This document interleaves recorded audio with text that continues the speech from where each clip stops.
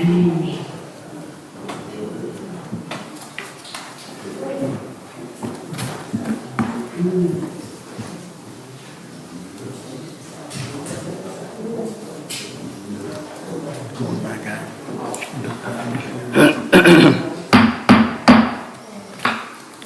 evening and welcome to the October 19, 2022 regular meeting of the Gates County Board of Commissioners.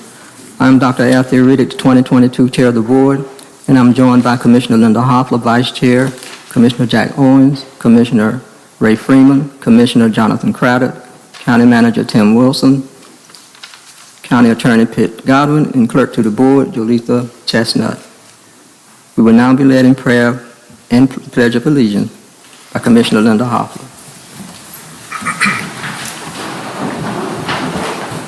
Let us pray. Heavenly Father, we come here to meet and do the business of the county. Thank you for the boon blessings you have bestowed on us, the United States of America, the state of North Carolina, and the county of Gates. Help us always look to do what is best for all the citizens, not just a few. And dear God, I ask that you we remember your words to be kind to one another, that as we discuss, we need to keep that in mind. We can have differences of opinion, but we need to remember to be kind to one another as we go through the night. And as we go from here, give us safe journeys back to our homes and help us always reflect God's love in our community. All these things we ask in thy name and for thy sake. Amen. Amen. I pledge allegiance to the flag of the United States of America and to the republic for which it stands, one nation, under God, indivisible, with liberty and justice for all.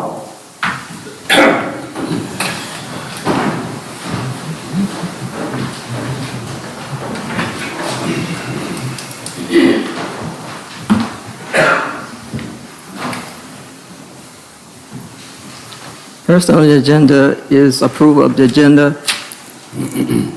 With any corrections, we take a look at that. We had to make some adjustments today. We saw some mistakes, and thank to the commissioners that picked that up, sent them to the clerk. I make a move that we approve the minutes. Oh, no, you approve the agenda tonight. Approve the agenda as presented. Second that motion. All in favor? Aye. Opposed? Next on the agenda is the consent agenda. First is approval of minutes September 21st, 2022 regular meeting and tax requests or for refunds. Action requested. Motion to approve consent agenda as presented. So moved. Second. Madam Clerk, did you get who? Yes. Okay. All in favor? Aye.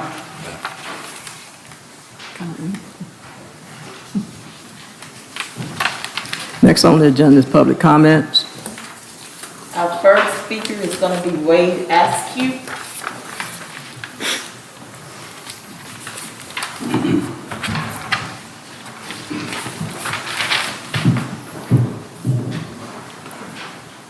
Commissioners, Lady Chairman, Mr. Manager, and Mr. Godwin, I'm Wade Askew. I'm from Ewell.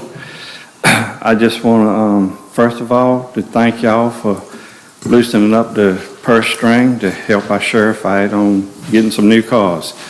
This should have been done earlier, but I thank y'all now for doing that. And history is a wonderful thing, and we all need to know history. A lot of people think that this courthouse here was the first courthouse here in Gates County, but it wasn't. This courthouse was built in the 1830s, I think around 1836, but the first courthouse was built in 1778. And it was, I think, if anybody knows any different, I believe I've been told it was across the road, but it could have been located somewhere else. But I was glad this old courthouse was restored. It's a federal-style courthouse, and it's only one more in the state like it, and that's in Paqueminas County. And I love the security and everything that's been placed in the courthouse and the upgrades that have been made. But the Rosenwald School, I believe with Tia working out there, she's a nice young lady and an employee of the county, and every means should always be taken for security of the employees of the county. Their safety should be always the number one priority. And I don't believe it would destroy the integrity of the Rosenwald School. It is a historical school, and to place some lighting, I believe some lighting has already been placed, but I believe some security cameras would be an added benefit for the security.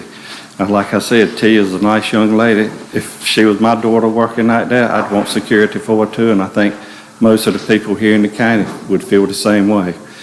And I just want to ask y'all to consider that, and thank y'all again for the job you do, and thank you for helping our sheriff out again with those cars. And just to keep in mind, when I was on the board, we saw to it every year, we allocated $90,000 for the sheriff to have the cars that he needed to support and to security and safety of the citizens of this county. Thank y'all. Next is Sheriff Ray Campbell.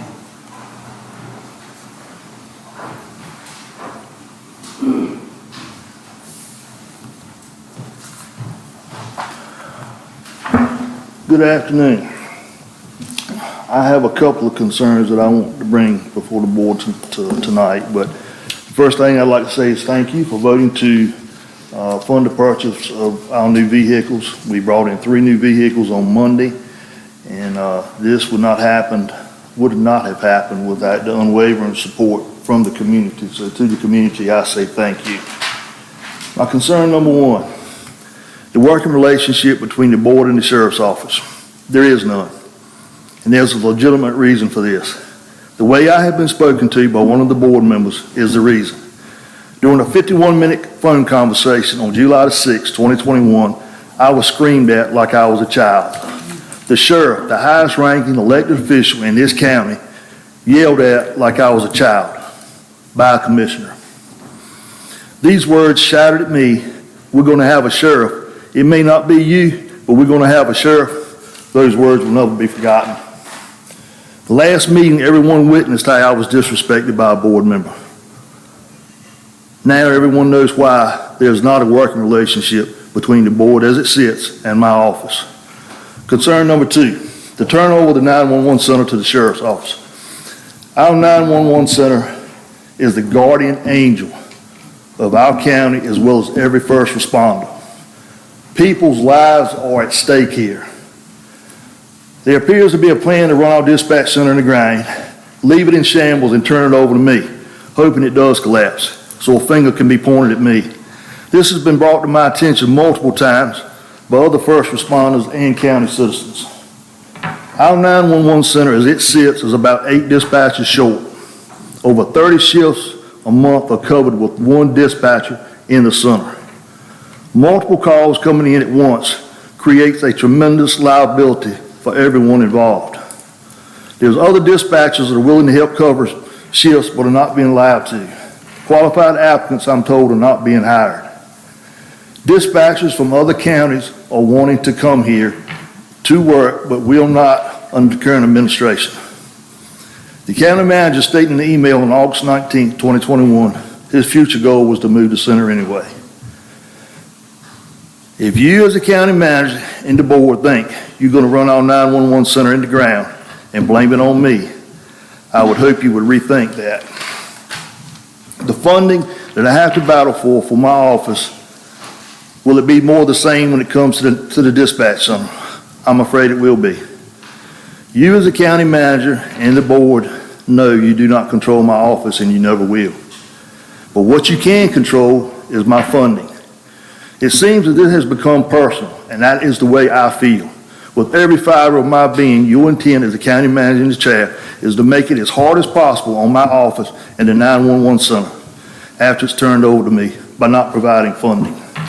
Two of the most important aspects to ensure the safety and well-being for all of our citizens, the 911 center and the sheriff's office. What a shame.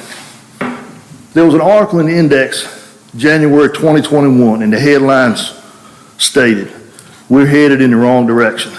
I was quoted as saying, "There's an evil here, hell-bent on tearing our county apart." And also, U.S. commissioners would ride a sinking ship down together if things did not change. Well, here you are. Tax increases, reckless spending, creating jobs that aren't needed. I'll give you this. You all wrote it down together. What a shame.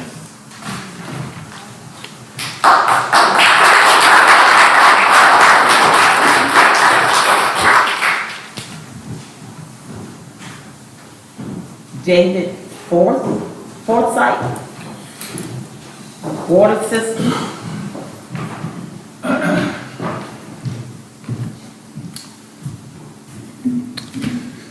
My name's David Forsythe. I live at 37 Desert Road in Core Peak. Good afternoon, commissioners, members of public, and the county staff, as well as the sheriff. To start my comments this month, I'd like to follow the lead of some of those who spoke at previous meetings and give some of my credentials, as I guess some of them think that this is required in order to have an opinion and be justified in giving it in public. It isn't, but I'll go ahead and give my credentials anyway. I have a bachelor's degree in civil engineering. I'm a licensed civil engineer, also known as a professional engineer, and have been one for 37 years. I have designed water pipelines and pumping systems for lines as small as 2 inches in diameter to systems as large as 72 inches diameter and 10 miles long up in Loudoun County, Virginia, which is near D.C. I've designed wastewater treatment and water treatment plants, including the wastewater treatment plant that was new in Apex, North Carolina and built in the 1980s. I have a master's degree in environmental engineering. I've led the government's investigation and cleanup of numerous hazardous waste sites at Norfolk Naval Base, the Washington Navy Yard, and other places around the world. I began but never finished my PhD program as life in the form of a divorce 20 years ago ended that, and I have never returned. So now I want to address the subject of Gates County water system. As previously noted, I have reported to the Water Department for the last many months. There is a large, well, no, maybe I should say enormous for our system, leak on Desert Road. During the worst droughts, we've had continuous flowing water in the ditches. Yet this month, I got a bill for $135 instead of the previous $47 bill. That happened after I personally cleaned off my water meter from inches of mud. I did note to the water meter reader more than 5 weeks ago that I had repeatedly reported the leak down the road. His response are, "We are waiting on parts. It will be done in another week or two." 5 weeks isn't 2 weeks, at least not where I went to school. And I know better than the parts issue.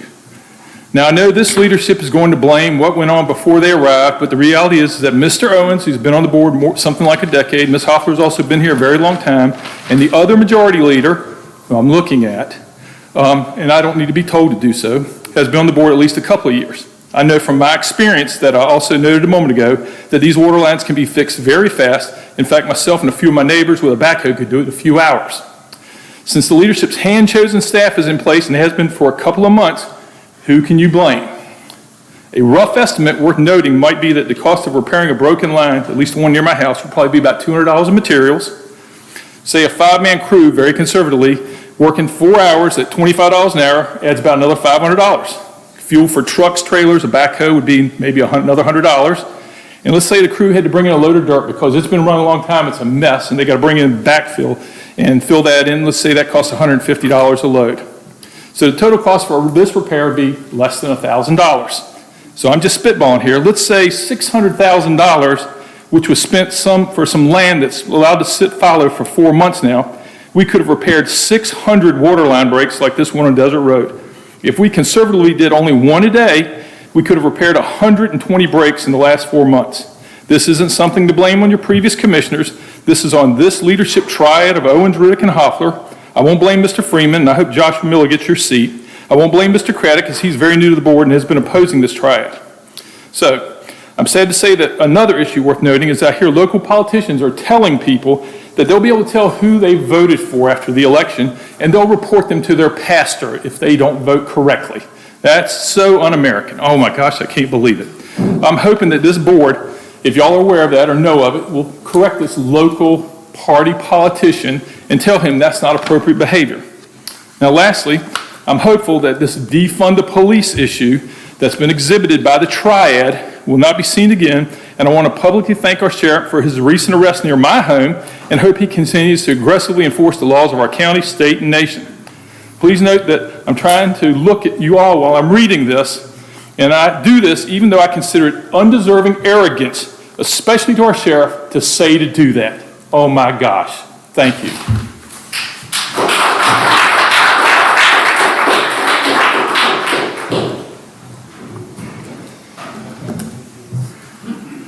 Next is Mr. Smith, 850 US Highway 158 West.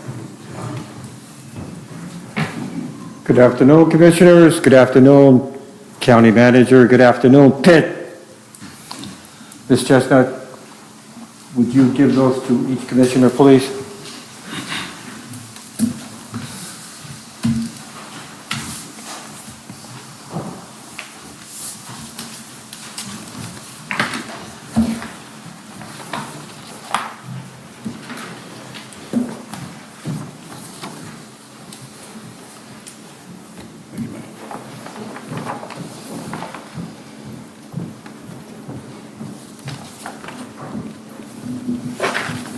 Commissioners, without going into each particular page, you can do that later. But my wife sent this email to you in July of this year regarding taxes for ad property. And none of the commissioners responded.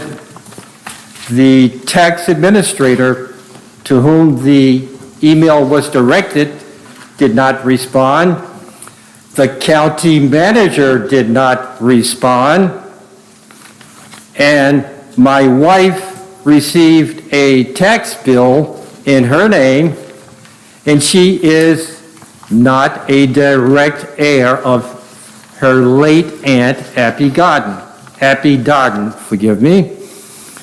Now, the tax bill was sent to my wife, and my wife did not ask for a tax bill. I am the trustee for my spouse's estate. She has no property in this county or anywhere in the United States that's in her name. All assets that my wife owns are in trust. I am the trustee. Mr. Godwin knows that. Pitt knows that. He is no different than I happen to be, although he kicked my butt in court because of a judge that would not take some evidence that he should have taken, but that's neither here nor there. The thing is, your county attorney knows how, or he can research how this property should be filed and whose name the tax bill is due to be submitted in. My wife's interest comes through the trust.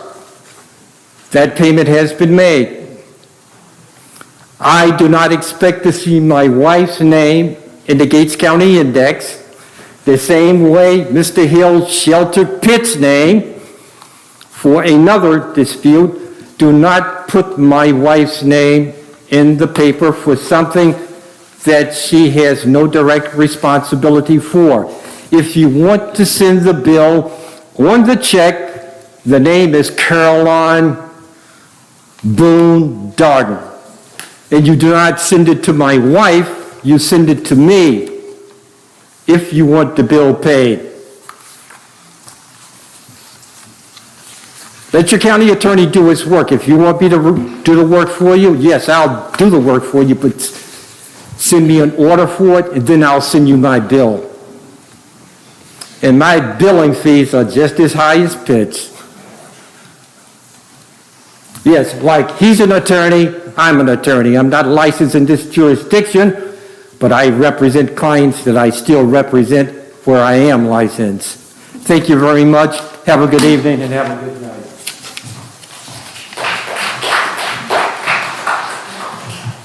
Next is Nicholas Elk.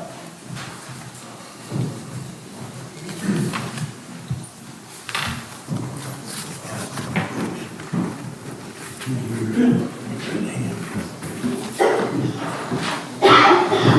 evening. I didn't know I was on the list. I'll just say hi to everybody. My name is Nick. I was recently, my name was thrown into a hat, and my name was pulled out to be the chairman of the Republican Party. Sir, So, there's sir, that. you're not, So, you want to address the board? well, I didn't even know I was going to be called up. Oh. I never put my name down on a, oh, I thought that was an attendance roster. All right, there you go. That's what it is. I'm military, I'm just assigning rosters everywhere I want to. All right.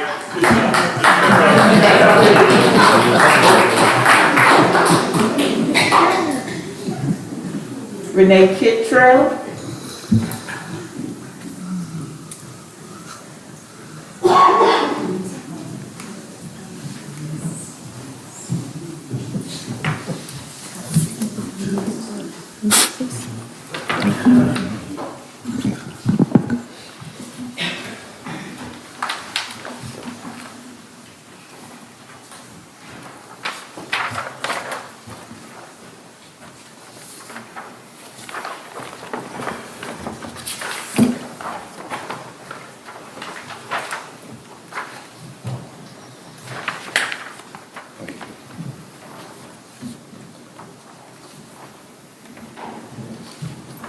Good evening.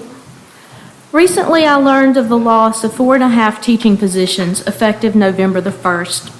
I asked myself how we arrived at the point where we're harming our students by creating upheaval during the middle of the semester. The high school student membership is within 3 students of our pre-COVID membership.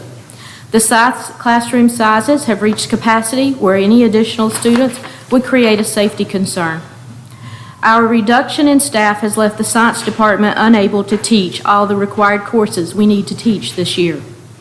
We are unable to offer electives such as physics or biomedical technology, which allow our students to be competitive at the collegiate level. With rising mental health issues and learning losses due to COVID, we have no idea how much negative impact these changes will have on our students. I have spoken to the school board and offered suggestions to prevent this type of situation from happening again and how we can move forward. From this turmoil, I began to research to determine how the adults of this county had failed our students. From the school budget, I discovered the additional funding request of $855,058. This amount included a continuation budget without fund balance line item of $510,540, which was 60% of the requested additional funds, so I immediately wanted to know more. After further research, I learned that this continuation budget was the prior 2 years of salary, wages, and benefit increases that had been paid from the fund's balance. Another 25% of the additional fund request was a line item for the current year's state-mandated salary, wage, and benefits increase. Since each of the increases was mandated, the funds could be covered from the school system's fund balance. However, this spending cannot be sustained. I reviewed the county budget workshop, and the continuation budget line item was requested and briefly explained by Ms. Pittman.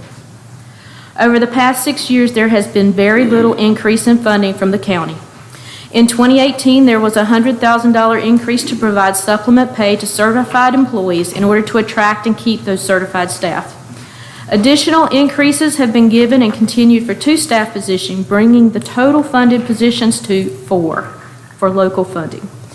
It is difficult for me to understand how the county chooses not to fund teachers or the mandated salary and wage increases, yet you choose to afford new local government employees. As commissioners, many of you voted to increase my taxes to fund these new positions.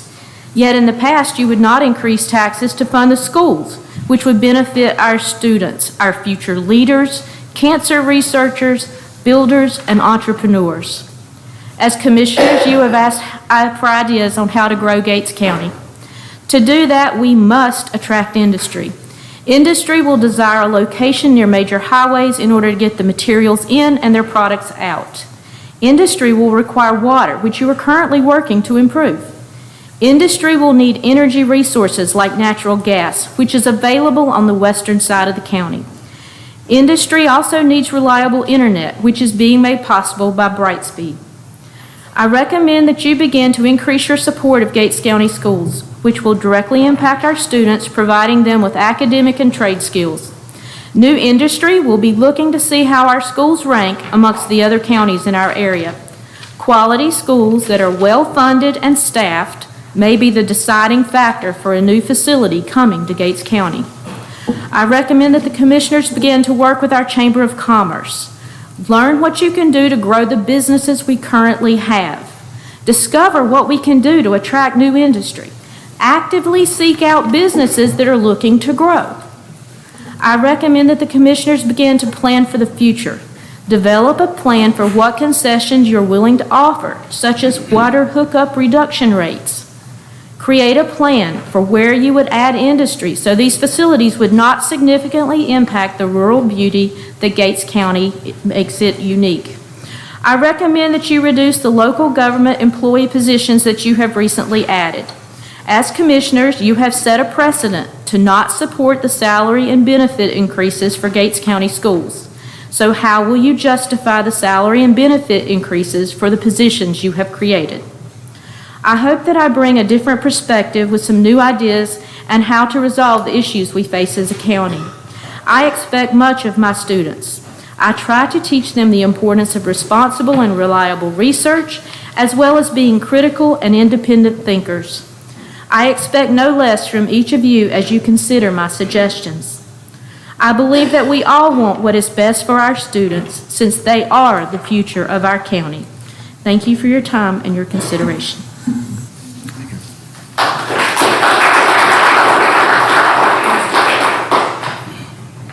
Next is Carl Beauregard.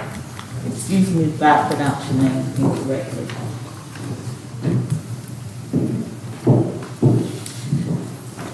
Good evening. I'm Carly Beauregard, and I bet my friend $1 that you wouldn't get either name right, because no one ever does, so don't feel bad. Okay. First, I'd like to thank the board for your dedication to public service, and I'd also like to apologize that my notes will not be poetic this evening because most of the things we were just made aware of last night. And I homeschool 4 children, so I didn't have a whole lot of time to, write you a love letter. I'm currently on the Board of Elections, and that's a recent appointment. And I appreciate the eye roll there. Thank you. That's fun. Okay, we received last night at our meeting, our regularly scheduled meeting, a copy of a letter sent from Ms. Riddick to only Mr. Ure. He's the only one who actually received your letter. Everybody else got it in spam. That's where I found mine last night. Yeah. So we were totally unaware that you were planning to move us to the medical center. Since it's been a year process to have these consults done and Homeland Security to come down, and for the checklist of things you keep putting in the bucket to be done, and they all have been done and followed through with, and the money was on the budget, we were unaware that your solution was going to be to move us. Now, to address that, I'd like to say that the consult was done with Mr. Thomas Reed about the Reed-Rosenbull School, and it was followed through with. So your letter states that that wasn't done up to your satisfaction. I'd like to also address that these security measures would actually add to the safety of that historic school. Why wouldn't you want video cameras and security systems on what did you call it? A valuable tourist purpose? Anyway, we'd like to also follow through with noting that when on inspection of the proposed building that you wanted to move us to, Buildings and Grounds was contacted. And I want to go over a little list of things they said that you would need to be updated and repaired for us to even move to that space. Septic, HVACs, corroded water fountains, mold, dirty and outdated carpet. Our director had to wear a mask, and her assistant has been congested for several days because of the stuffiness and the mold issues. So basically it would cost more to repair than to pay for our security requests, which was made a year ago. Now, by this time you should have all received this letter. It has been emailed, and you should have been notified this morning that you would receive an email. As I said earlier, we all were only aware of your letter from October 6th, last night. So we were unaware that we needed to address this today. So here I am. From Karen Bell, the state North Carolina State Board of Elections wrote to Tia Riddick, and she would like to say, I'm going to keep it short because it's quite a letter. Additionally, numerous laws and records, retentions, and disposition schedule, county boards elections issued by the North Carolina Department of Cultural Resources require documents to be maintained, secure, and controlled environment in order to ensure compliance with these regulations. Furthermore, warranty and maintenance schedules for voting systems equipment require climate-controlled measures and protection from weather elements. The condition of any election facility should ensure compliance with these state statutes and requirements. And we feel that our current lodgings do fulfill those requirements, but the security is still an issue. And it's not us making the issue. It's not Tia feeling like she wants a guard dog. It's recommended by the FBI, the State Board of Elections. I can go on, Homeland Security.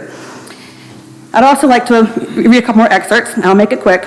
In 2017, heightened security procedures and vulnerabilities led elections to be classified as critical infrastructure by the federal government. This designation has connected our agency and county departments with the Department of Homeland Security, which has provided various assessments, which you're all aware of. As you are aware, this is all from Karen Bell, as you are aware, the SAFE findings identified numerous vulnerabilities and enhancements to consider. For security reasons, I will not specify all items in this letter, but general examples are to improve communication with first responders and law enforcement, i.e. install a panic button, improve exterior lighting, which we can check that off the list, and evaluate egress and egress points to improve entry controls, security monitoring, and limit public access to secure areas. Again, since this is a historic building, I would think that limiting access to people who want to come in and not just show up and maybe damage the property would be a valuable asset for our tourism industry. With that being said, I will just close this up by saying, with the election starting tomorrow, we're actually going to leave this meeting and go directly to the community center, and we're not going to worry about the security at the building. We're going to do our jobs, and we're going to follow through, and we are going to make sure that this is a fair and just election for all Gates County citizens. Thank you for your time.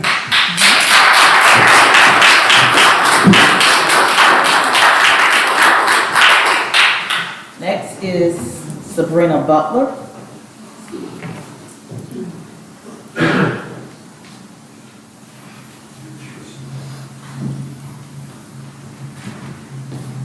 Good evening, how y'all doing? I'm here to address the chicken manure that's been laying around on my road. I stay on Middle Swamp Road and on 158 going to Elizabeth City. This stuff is a hazard to our health, and it's a quarter mile from my house, and it's in an open field, and it should be covered. I had contact down here, the agriculture police and health department. McDougal don't know nothing. He don't know nothing about nothing. I have called him. He's supposed to be returning my call. That was September the 20th or the 26th, because my daughter had surgery on September the 30th. He haven't responded to me yet. But I did some internet research, and I found out that this stuff's supposed to be covered up, and it is a hazard to our health, and we need to do something about it. So all these farmers around here that's laying this stuff in open space needs to be fixed. It needs to be covered. My children has asthma, and the farmer that has it on my road, you know what he told me? I have asthma too. I said, but you ain't breathing this. This directly blowing on us. David May from Washington County, he said he contacted him. So that's who's handling this for me now, because nobody here in the county knew nothing. So y'all can do what y'all need to do with it, but if you like a copy of this, these are the regulations, since nobody in the county know what it is. Thank you.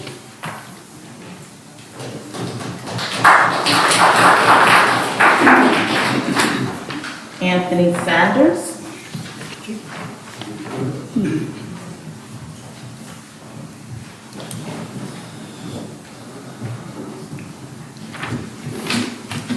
Good evening. I'm Anthony Saunders, 798 Willington Road, Gates, North Carolina. I'm here to give an update on the 4 new homes that we are providing for families here in the county. Exciting to tell that 2 of the homes have been completed and the homeowners are now living in their homes. The 3rd home is 95% completed. I believe the only thing we're waiting now for is the steps to be put on this house. Hopefully they'll get done this week and the 3rd homeowner will be living in their home.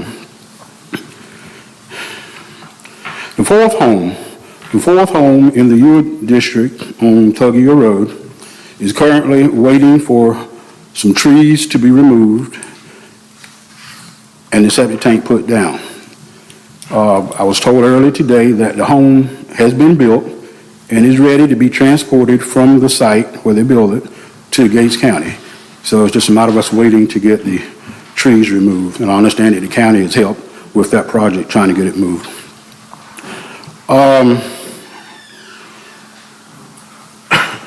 The Housing Board. The Housing Board has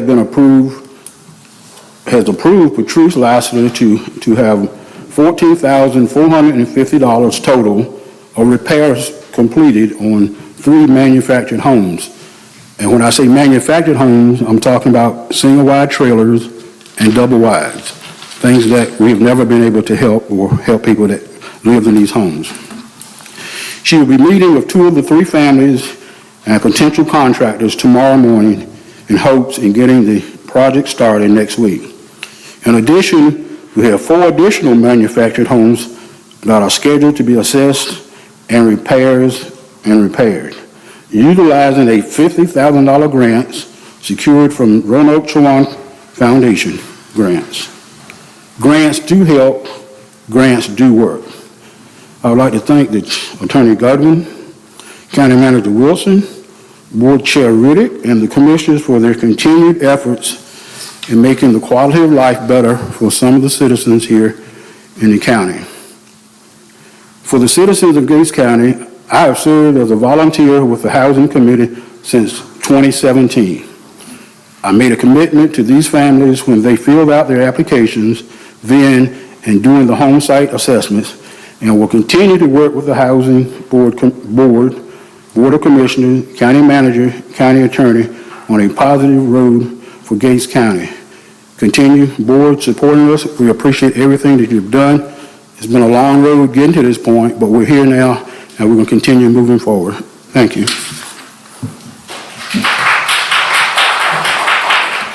Next is Emily Truman.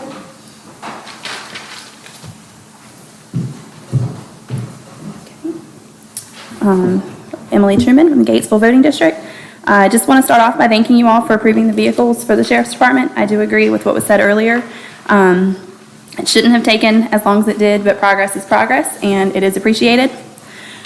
But now moving on to just a concern, not including taxes, land purchases, and poor relationships between the board and the county employees, we're going to talk about the slap in the face to Ms. Clytia Riddick and her board of the elections office. It has been said, and it could just be rumor, that the county manager has purchased new furniture. I'd be curious as to know what dollar amount that attuned to. And when was it approved? And how was it approved before things such as a desk for the 911 center, which has been broken since mid-May and for the record still is. But even more importantly than the 911 desk, which we can manage to sit at since we have to, but the safety of our Board of Elections director and her staff, the integrity of the election, and, not to mention, the security of the Rosenwald School itself. I'm surprised to learn tonight the history of the request and how long it has taken. I'm surprised to hear, or I should be surprised to hear, I'm actually sadly not surprised to hear, that we're considering relocation of them to a building that is not fit for someone to sit in 8 hours a day, 5 days a week. I sincerely hope that you all will do what is right for Ms. Riddick and for her staff and for our community. Ms. Beauregard mentioned that the lighting can be checked off, and I think that needs to be noted that we need to thank our sheriff and the sheriff's department for contacting Dominion Power and having that done, because otherwise they still would not have that item checked off. I do hope at some point here in the near future for the opportunity to sit on that board with some of you. The difference between some of you and myself will be, I'm not going to blame you all and those of you before me for what's happening. As soon as I get sworn in, those become my problems. I am the problem at that point, and it is my job to take control of the situation, not to cast blame on those that have sat before me. When you accept a role, you take what goes with it. I hope that you all take note of that and hopefully stop shifting your blame and maybe accept your part in this.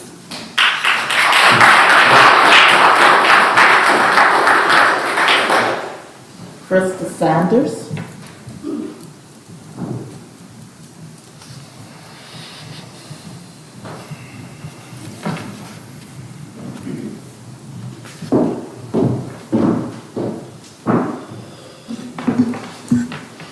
Good evening to the governing board of this county, Sheriff Campbell, Gates County employees, county neighbors present and those viewing.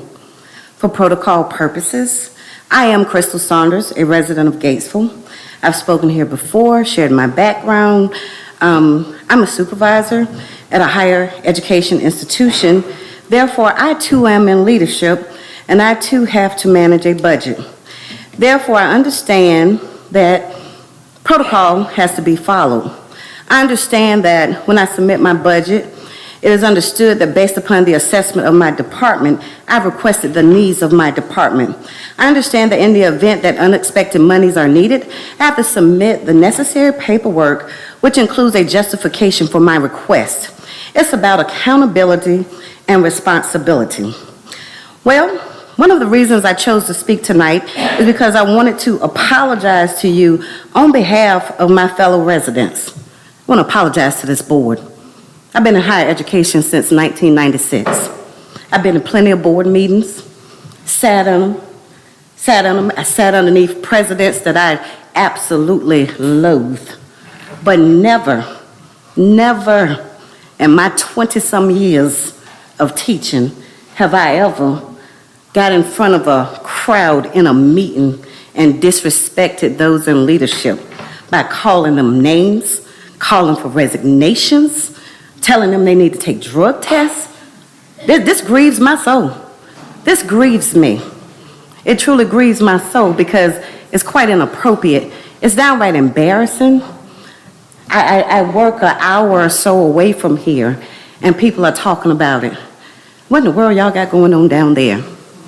And then the sad part is the things that, because I'm on Facebook and I respond to things, and let me address something for my neighbors. I am Crystal Saunders. Miss Linda Hoffler was one of my high school teachers. She will tell you, I've always been a leader. I've never been a follower. I'm nobody's puppet. When I moved to Gates County at 10 years old, I was bullied. By the time I got to high school, I was tired, and I fought with my fist.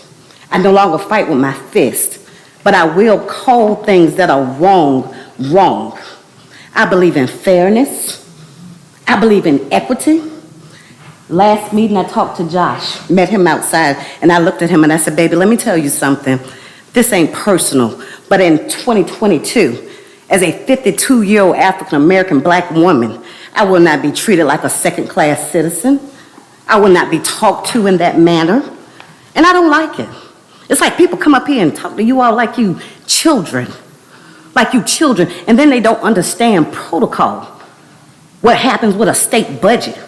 I have to submit a budget. There are certain things in that budget I have to put for equipment, for textbooks, for salaries. There are certain things that I have to do.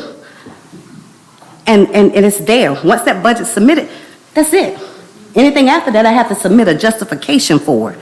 So it's not, and then everybody seems to want to blame the county commissioners for everything. You all are not to be micromanagers. The school board public school has its own board, has its own finance officer. How is that your fault?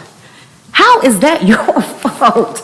I don't understand. Are you supposed to go down, if you gotta go down there and tell them what to do with the money that was allocated, then therefore, what do you need them for? What do we need a superintendent for? What do we need teachers for? What, if somebody's got to micromanage, what do we need all that for? So I want to apologize to you, and I want to thank you for all that you've done, the houses, even the land purchase. Yeah, it might need some modifications, but guess what? Houses get built in this county all the time on some land that people say won't perk, and they get modified. Dirt is bought in, extra lines are bought in. We have cars going by themselves, electric cars going down the road. You gonna tell me we can't find somebody to modify that land? But thank you for all the grants, the purchases, the houses. Keep doing a good job. Keep doing a good job. If you gotta go by yourself, and I do apologize for my fellow Gates Countyans.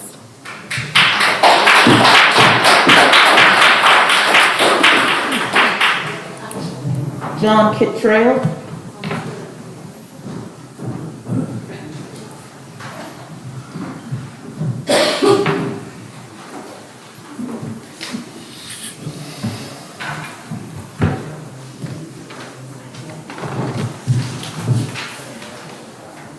Good evening, County Commissioners, County Manager, County Attorney. I've got one topic to talk about tonight, and the reason I'm talking about it because it's not on the agenda, and that's communications. But one thing is in your agenda packet is the Emergency Management Director says right in there that there are no hirings and no interviews for dispatchers while they're waiting on the transfer to Sheriff's Office. I'm telling you, we've got a problem. We don't have enough dispatchers. See, I'm talking as a private citizen, not as the Chief of Fire Department tonight, but I give a perspective that few people in this room have because I listen to fire, EMS, and the Sheriff's Office every day. Y'all wouldn't believe it. I don't believe it sometimes. The amount of calls that are coming through now compared to 2-3 years ago, we can't keep going with all these shifts with one dispatcher. It's dangerous. It puts our citizens at risk, and it puts us first responders at risk. So it's your job to fix this. You need to fix it now. I don't care how you fix it, as long as it stays in Gates County, but please do something so we can get some dispatchers in there. We need 2 people on those consoles 24/7. Thank you.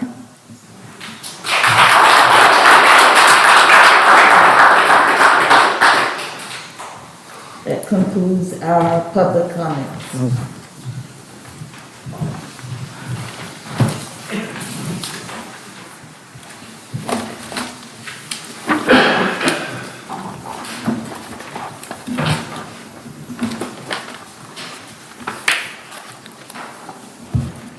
We're going to address some of the comments later on, after we get through some of this. Some will be addressed as we go through agenda, but we will be addressing some of the comments. So I said we will address them if we could in real time. If not, we'll circle back around at the next meeting. Next is the update, Water Department, Brad Arnold, Utilities Director.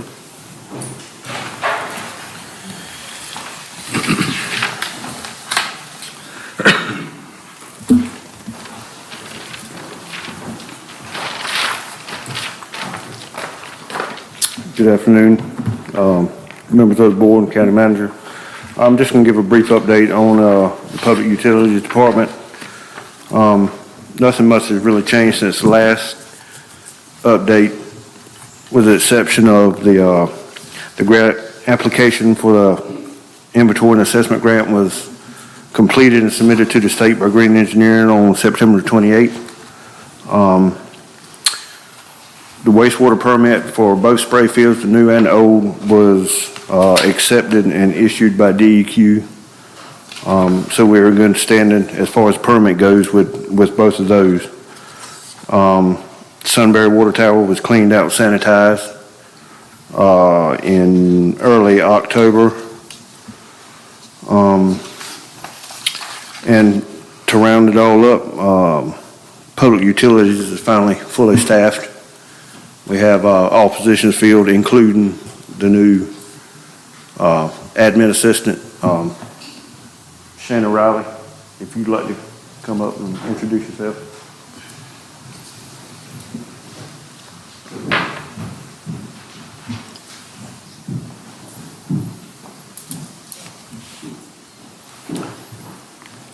She started on October the 11th. Hi, I'm Shayna Riley. Get to the front microphone. Sorry. Hi, I'm Shayna Riley. It's nice to meet you all. Okay, welcome. Thank you. All right. Welcome aboard.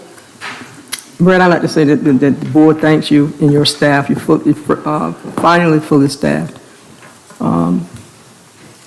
On November, I'm going to go down to hit, I'm trying to connect things. I sent an email to the commissioners about Mr. Tart coming to a special meeting.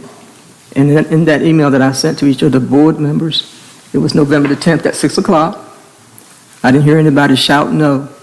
So on November the 10th, it's a Thursday, at 6 o'clock, Mr. Tart of Green Engineering will be here. He will give us an update of going forward as far as what's left to be done, how are we going to sustain this, what we prepare, and how long this project is going to take. This is a long-term project. It is not something that is going to be done overnight. There are miles and miles of improvements we have to have with all kinds of things going on. On Monday, the group completed the second part of the mandatory training on a webinar. And Madam Clerk, I need you to make sure this is in the minutes because it's going to be needed. Brad Arnold, Commissioner Hoffler, Commissioner Riddick. That's October the 17th. October the 31st, it will be Commissioner Owens and Kim Outland. That would complete the first segment of the mandatory training we had to do to even write for that grant. The webinar and all training is being paid for by a $2,000 grant that they gave to counties and all the counties. We can also use that funding going forward for CEU, for your staff, to make sure they stay up to date in the latest best practices and whatever credentials they need. We have to spend the money, I think, in 2 years. I think it's Yes, 2 years. We have 2 years to spend that money. So we're going to take advantage of that funding for training for the staff to make sure they're credentialed. It wasn't placed on our agendas on Monday that, we have to make sure that we can sustain what we fix. And that was the gist of what we were talking about on that webinar. When Mr. Tart comes, he's going to have some updates as far as when the grant will be announced, which is sometime February, March, something like that. There'll be a second round as far as getting that done. It's important to understand one thing. You haven't heard anybody on this board blame anybody for anything with this water. All we say is we didn't do things we should do, and that's true. We just didn't do it. Maybe didn't have the money, didn't have whatever it was. It doesn't do anyone any good to go back and say, you didn't do. Brad comes up here, he gives you updates, we give you the best updates we can. Calling names? No, we don't. But it wasn't done. You can't negate that. And yes, we own it. We know we own it. When you talk to the board and you say we own it, the only time you see the governing board conducting business is when you see the governing board sitting behind this table. You don't see us. You may see one of us, two of us. You'll never see three. You better not. Never see three of us together conducting business because this is open meeting. And some people don't understand that. When I leave this meeting, I may be a commissioner, but I'm just one. I'm not conducting business. I'm conducting research and trying to get to the point where I can bring that information back and give them to the commissioners, either in email, text messages. Is that true? I just want to know. Now, whether they answer or not, I don't know. Sometimes they don't, and I figure like, when you don't answer, that's a yes. And I go on. But the water is a complex issue without a simple solution. Our infrastructure has been designated distress. I keep saying that to hope that you hear what I say, and I'm just serious. I'm just repeating what they told me.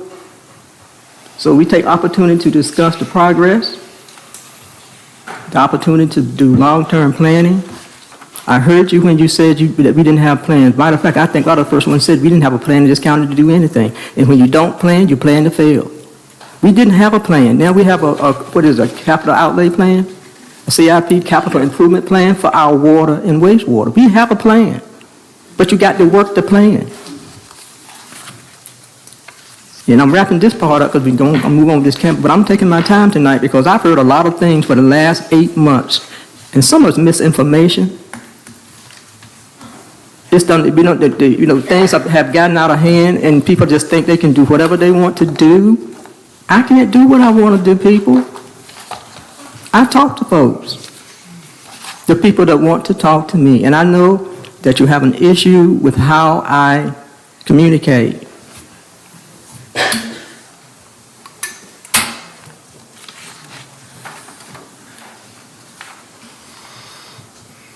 And I'm going to continue to make the comments as we move forward. But I thank Brad. Does anybody on the commission board have anything for Brad?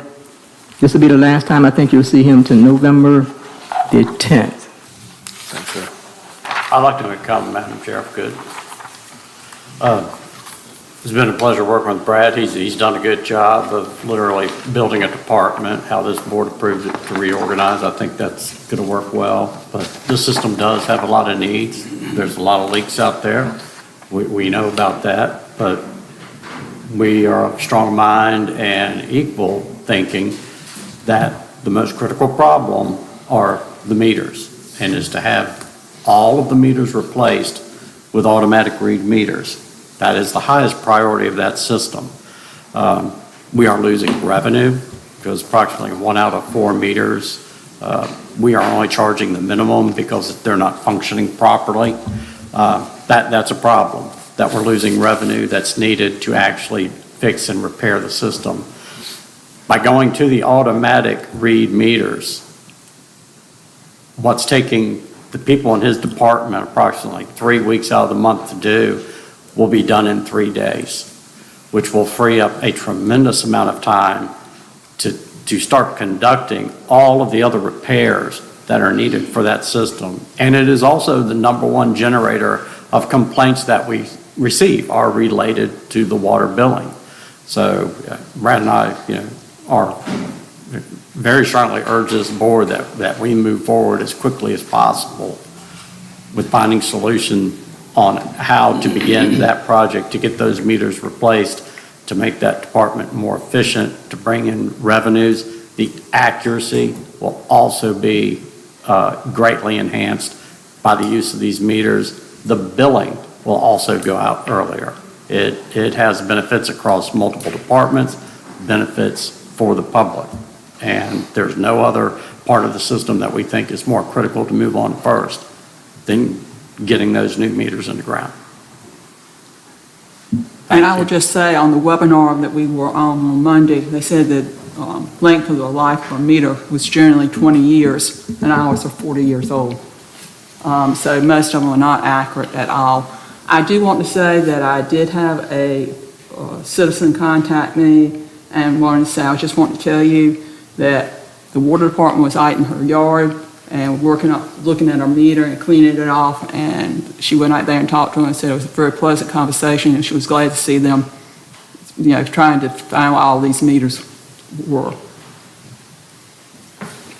Madam Chairman, I have a question. Okay. What's the status of DEQ fines on the wastewater? There are no fines. All that's been cleared up? Yes, we were able to take the corrective action, so they did not impose any civil penalties. Okay, any other problems with DEQ with the system? No, in fact, we just got the permitting language worked out to the satisfaction of both the county and the state agency.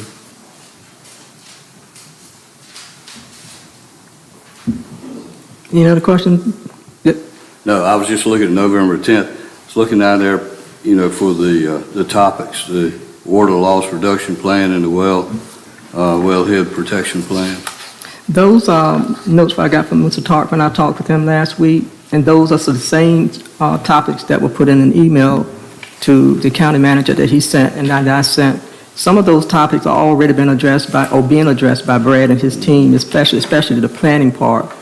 But he's coming to make sure that the board understands the criticality of what we do and how we must move things around. So if you need a policy approved, then we can get that done. We understand what we need to do. We may not need to, but many of the plans that you see on that are in that email, Commissioner Freeman. Brad and his team have been working on it, and prayerfully they'll be finished soon. Very good to hear. Okay, thank you, Brad. Thank you. Convenience site update. This comes from a citizen comment last month about, I think the main issue was people out of state or out of the county using the convenience site and other such things. So Ms. Hoffler sits on the board, so I asked her to contact the board, and she's going to give the following report. Okay. The convenience sites, McCormick's, Chowan, and Gates work together on this. As you know, the transfer station is in Belvedere, and the landfill is in Bertie. And I'm just kind of going to give you a little brief history. We came together, the three counties. We divided equally among the counties, shared expenses for the transfer station, which is located in Belvedere. And that is where the trash is sent to be collected and put into larger containers or larger trucks and hauled either to Bertie, to the landfill, or to a recycling center for glass and all those things. And so we do share expenses with the other counties there on equipment, personnel, and the hauling from the transfer station to the landfill in Bertie. Okay. The county, Gates County, is responsible for the salaries of the people who work at the convenience sites here in the county.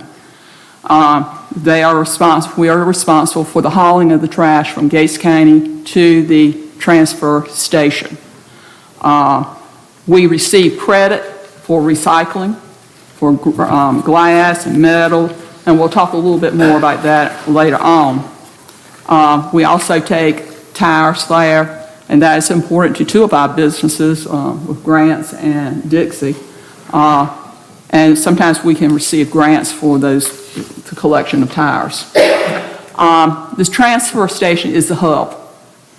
It's where they go to separate the trash either into larger amounts or to process it more.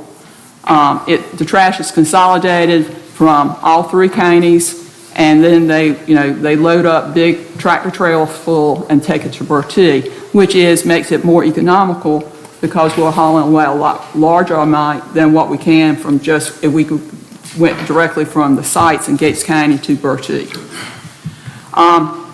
We do, at the transfer site, there's a segregation of trash. At the convenience sites, there's a segregation of trash. We have the compactor. Everything can go in the compactor, solid waste. However, we do have open containers. One is for glass, bottles, and jars. They have to be glass where there's something screwed on the top. Also, we have the recycling container where you put paper and cardboard and plastic. We have a metal container, and we have yard waste. So we have 4 open containers that we would like for people to recycle. Now, recycling is important because recycling, everything that is recycled, when they sell it or when we get paid for it, and that comes off, it just gives us credits. So that reduces our bill for trash. Okay, so I'm going to take a look at some of the things that we can do and some of the problems that we have. One, as Dr. Riddick said, is out-of-state license. Just because you have an out-of-state license doesn't mean that that person does not have a right to put trash in our convenience site. They may own property in Gates County. They may be in the military. The military can have license plates from any state in the union. They could be driving a work vehicle and they drop off their personal trash. We don't know. Or they could be somebody comes in and visits the grandparents and say, I'll take your trash for you today. So there's a lot of reasons. We don't know, just because you've got not a North Carolina license on your car doesn't mean that they're not eligible to put trash in our sites. And we, as a board, the PCG board, we have talked about that. What can we do? We've talked about stickers. We talk about hangers. I think Commissioner Owens brought in a hanger, one from somewhere, Nash County. There is a concern with that. You need to, it has to be enforced. And remember, the people, our attendants, are mostly retirees. And we have had some instances where people have gotten a little belligerent. And also, if we start saying, you got to have this and got to have that, how is that going to affect the safety of those people, those employees?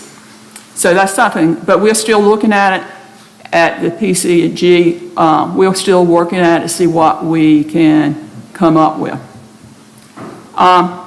What can citizens do to help control the cost? Recycle. Gates County recycles at currently at about 30 pounds per person yearly.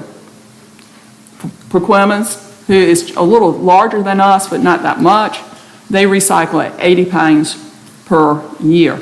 Because some people say, well, why do we pay more? Well, every time we recycle, that cuts our price that we have today. We get credits for recycling. They're doing a better job of that.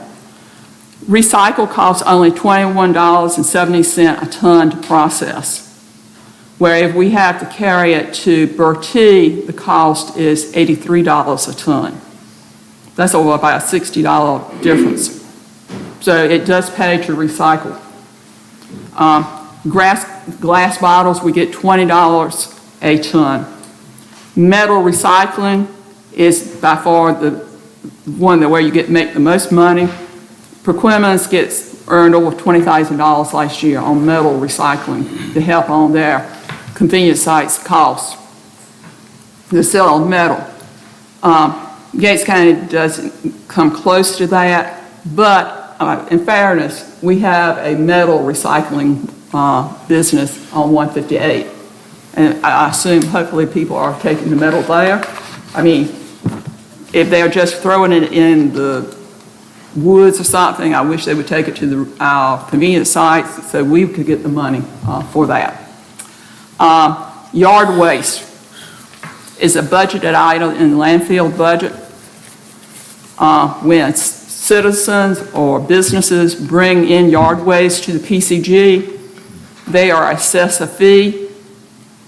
Those fees are credited to the county monthly, that tipping fee. So last year we got for that about $1,800 in fees. Bequimans got about $16,000 in fees.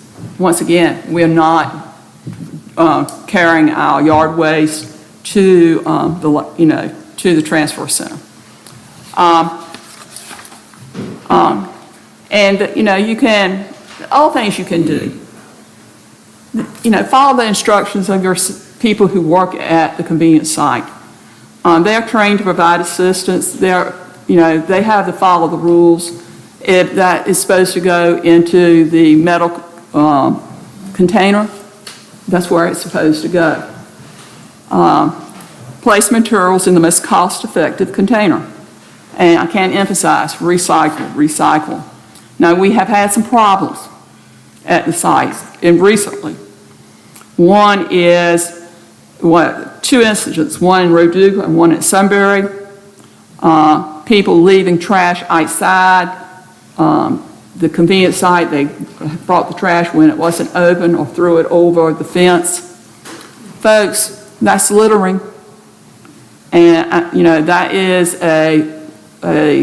you can be charged for littering. The sheriff's department was called out, and they are investigating. We appreciate that on their part, because that just makes more work for everybody, and it doesn't help anybody. And then we had an incident in, I want to say Gates, where two customers were got upset because they didn't want to put the trash in the right place. And they were threatening to the attendant. A deputy was called, and the deputy came in very promptly, and we appreciate that, to help to defuse that situation. So it's kind of hard to compare one county's fees to the all county's fees, because there's so many moving parts, and when one's doing so much more recycling than the other and getting credit for it, that does make a difference. And just be courteous, do what you're supposed to do, and you will not have any problems. And we are constantly looking to see how we can improve. And if you have any ideas, contact Commissioner Owens, or I think Commissioner Owens is on the board as well. And if you have any questions, I'll try to answer them. Please send the questions with email or phone calls to Commissioner Hoffler or Commissioner Owens. And I'm going to say to the board that we need to take a look at some type of identification. I don't know what it looks like as far as the variables that there are, but we need to address the question at hand. But it's not as simple as you just heard. It's not as simple as your out-of-state license you can't dump because you don't know who's driving the car, who lives here, who has property here. But we'll continue to work on it. If you have a solution or a recommendation for a solution, then let Commissioner Owens and Commissioner Hoffler know. And I will say this, Currituck has tried the sticker system, I believe, and they said that to begin with, they really needed the presence of law enforcement to begin with, because change is hard for some people. Okay. Item C is request for budget amendment F23-012, Board of Election Security System and Lights. That was on the September 21st, and the motion made by Commissioner Craddock. I'm trying to find it. After much discussion, Commissioner Craddock made a motion to contact Reed Thomas to come down to an assessment of the Rosenwald School, and that the budget amendment will be amended accordingly for the safety and security of the building. It was seconded by Commissioner Freeman, and it was unanimous, 5 yeses, Commissioners Owen, Riddick, Hoffler, Freeman, Craddock, and Owens. Let me just say this. That's a motion that was duly passed, put forward, and it was seconded by the commissioners and went into the minutes. What we found in the weeks to follow were different moving parts. I received 2 communications from Ms. Carly Beauregard. I didn't know who Ms. Beauregard was. She sent me this short email. I forwarded it to all the commissioners. Then I got an email from Mr. Ewell, nice email, and I responded to Mr. Ewell and all the board. It's not my responsibility if it didn't get to the board members, if it went to spam or whatever, but it went on October the 6th. And since you referenced that letter that I sent to all the board of the collection members, and I also sent it to the board of commissioners and the county manager and the county attorney. Because what I did when I saw what was going on, I said, I got to do some research and figure out what to do, because all over the place. We are very serious about safety and security of everybody. even in this courtroom. When you see the sheriff come in here, he's not coming in here to participate, he's on the clock. We ask for safety and security in this courtroom, in our meeting space when we meet, like everybody else that meets, like the Board of Education, Board of Trustees, Board of Commissioners, that's what they do. And he said that he did not have on his rotation a deputy to send, but that was fine. He said he'd do it himself, and we appreciate that. So when you see the sheriff in here, and even though he signs up and speaks, he's here to provide safety and security for this courthouse. That's how serious we are about your safety as well as our own. So yes, we take it very seriously what was happening, and we read the notice from the Board of Election and Criteria, Ms. Riddick, the Director of Election. I had 2 conversations with the board chair. I see him here tonight, Mr. Ure. And I addressed his letter. And he read my letter. I didn't know the board members didn't have their letter. I assumed it did. That's my assumption. So I'm going to read it for everyone to hear. The research that was done and the resolution that we're trying to come up with, so everybody feels respected, heard, listened to, and then we're going to address this. And it's addressed to Mr. Ure, October the 6th. The members of the Board of Commissioners take the safety and security of all citizens seriously. I am responding as the chair of the Board of Commissioners on this matter. During the September 21st, 2022 regular Board of Commissioners board meeting, the discussion turned to the effects of the proposal renovation to the Reed Rosenwald School building that housed the Director of Elections and Staff. The consideration of security of the Director of Elections and Staff are the first concern of the Commissioners. However, the history and structural integrity of the historic Reed Rosenwald School is important as well. Therefore, I will add an agenda item to the next Board of Commissioners regular meeting on October the 19th, 2022, to propose relocating the Director of Elections and Staff to the Medical Center complex. I have been thinking about the situation. I asked Ms. Hoffler, Vice Chair, to accompany me to the facility. We also had the Director of Buildings and Grounds to address any space concerns. The Medical Center complex offers an opportunity for the county to provide election operations, the staff, and the Board of Elections a secure, safe facility. The facility offers the following positives. The facility is located on Medical Center Road in the middle of the county on a well-traveled highway and has adequate outside lighting. The Gates County Health Department is in the same complex.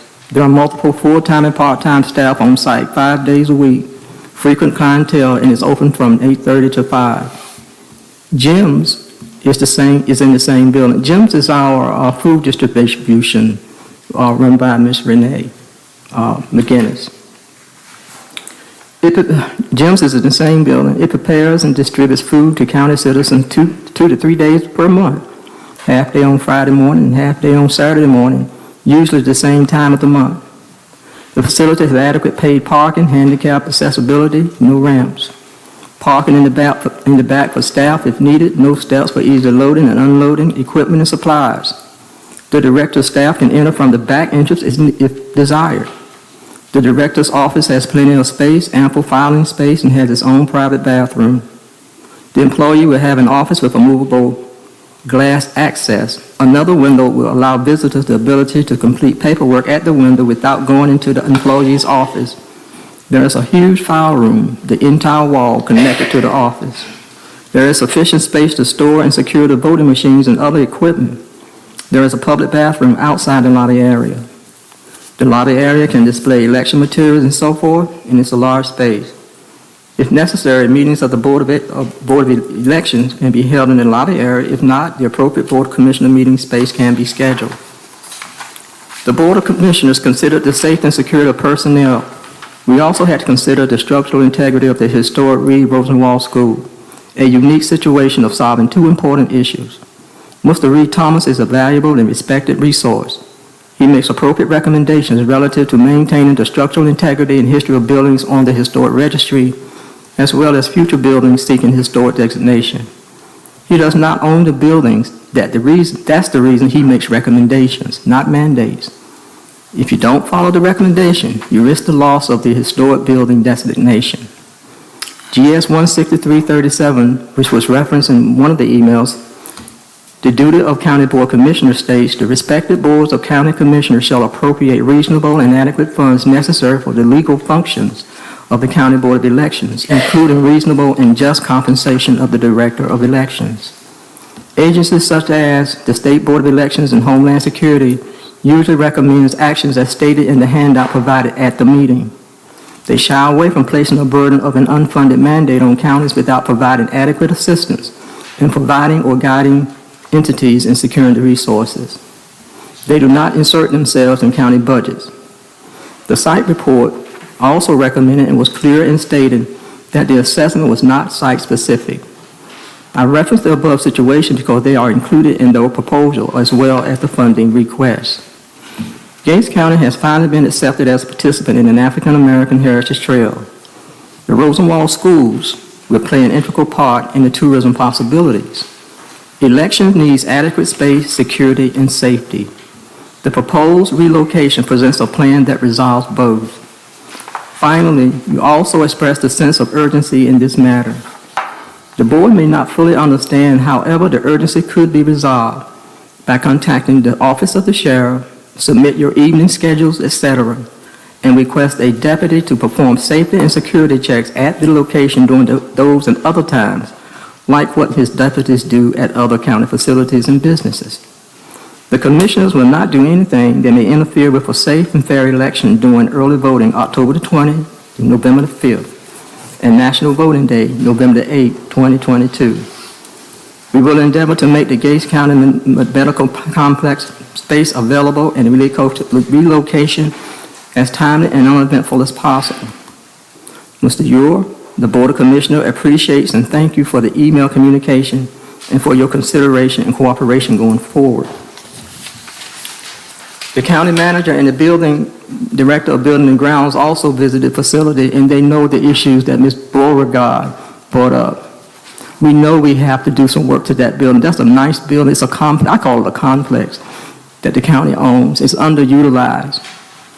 And that's what we're looking at. It will not happen immediately. Hardly anything does. But it does us no good to try to divide us again over an issue that we can solve. We don't want anybody to feel unsafe or unsecure, not even in this meeting space. I hear you. We hear you.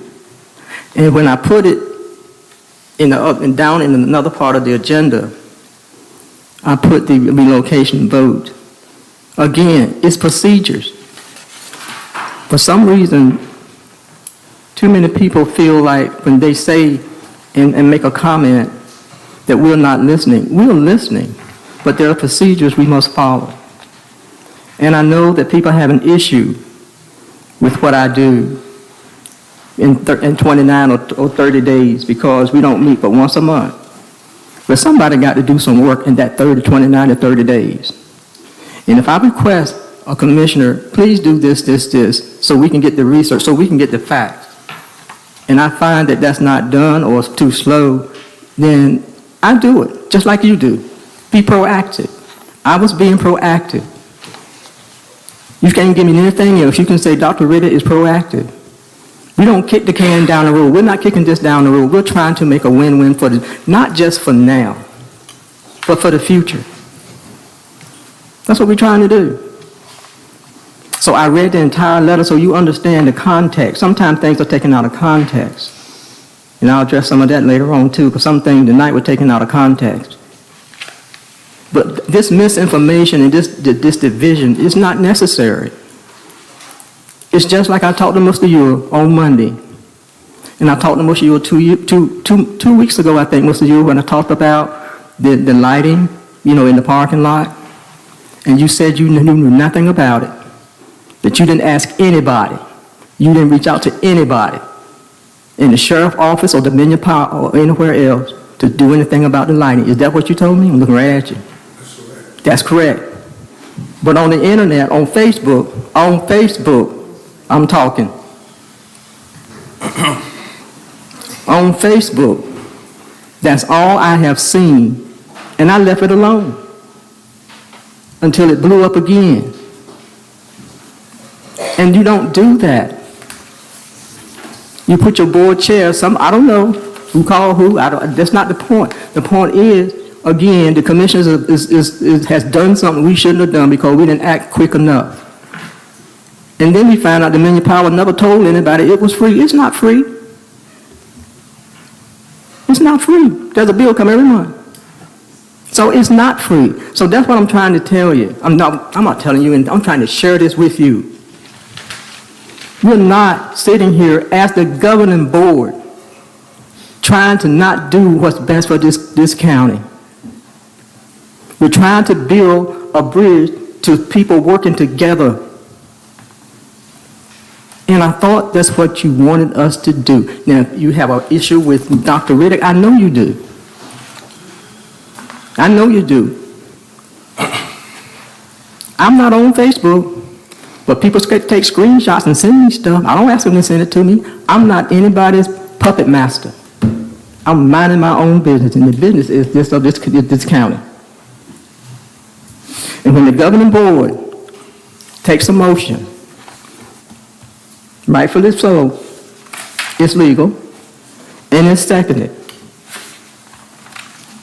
And then the citizens go out and have a Zoom meeting with Mr. Reed Thomas.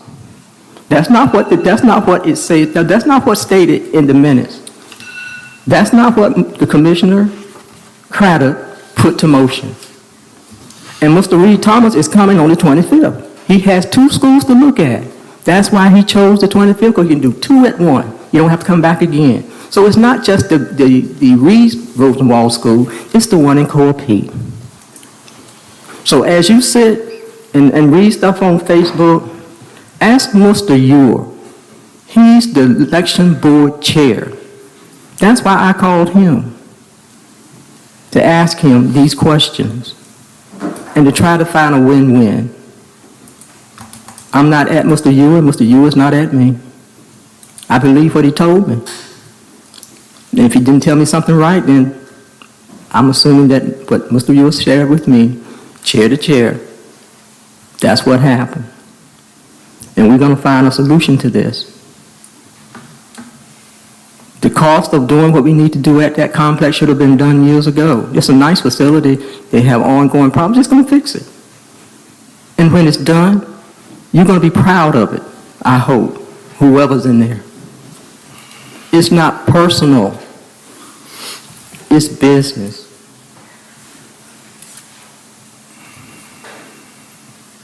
So, Mr. Ewer, I see you sitting there. Did I say anything that's not true? No, but we have issues that we would like to address. Are those the issues that you submitted, Ms. Beauregard? You read that, we have that there. I think I've read it. Did everybody has a copy? But the motion on the floor, in the minutes, by procedure, we had a motion and it was approved unanimously, what we were going to do going forward.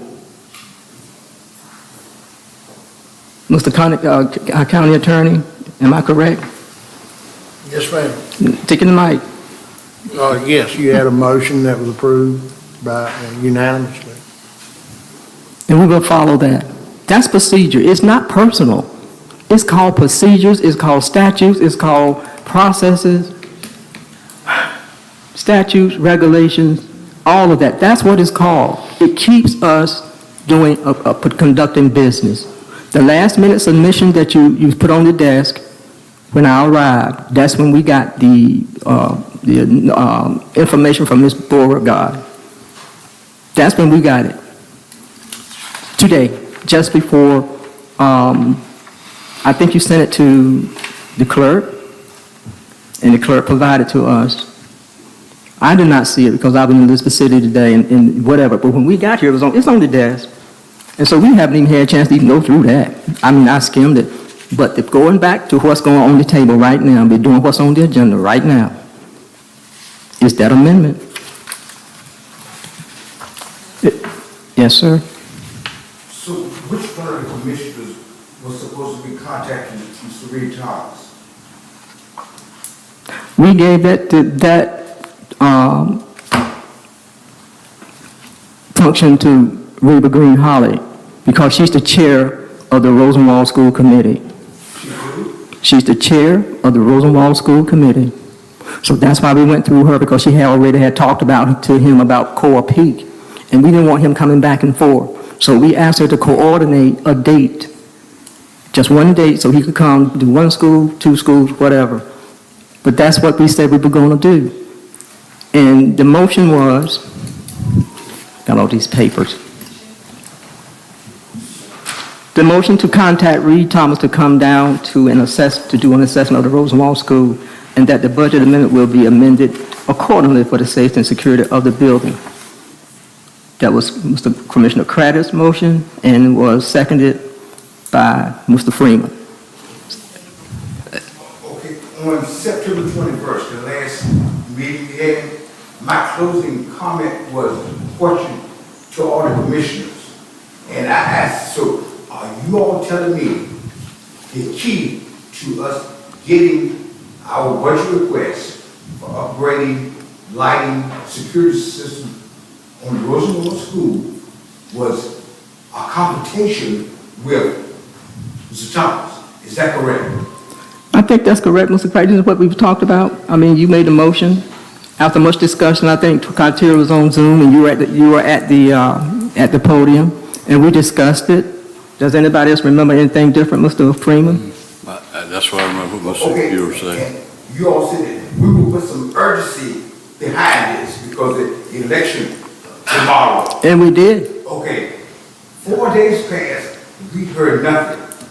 So my director took over on and contacted Mr. Thomas via Zoom and the contractor and said that, okay, this is what we're requesting, this is what we need to make our building secure. Mr. Ewell, I hear what you're saying. It was 4 days, the 21st was on a Wednesday. I think Mr. Reed Thomas was on the phone, but we can't make him answer the phone. But I asked Ms. Reed, she's sitting right in front of you, about contacting him. The time frame is just like Ms. Beauregard said, it took a year from the time it was submitted to or whatever. The urgency is now. Even if we wanted to do all of these upgrades, they're not going to get done in time. And that's why I put in this communication, this letter, to request that the office of the sheriff be given the schedule for Ms. Clytia when she's out there at night by herself or with her staff to do security checks. That's why I put that in here, because we knew we couldn't meet that deadline. As urgent as it is, as hard as we work, you know about workers and supply chains and all of this. And to do this in 4 or 5 days or a week, we couldn't guarantee that. So that's why we did this like we do.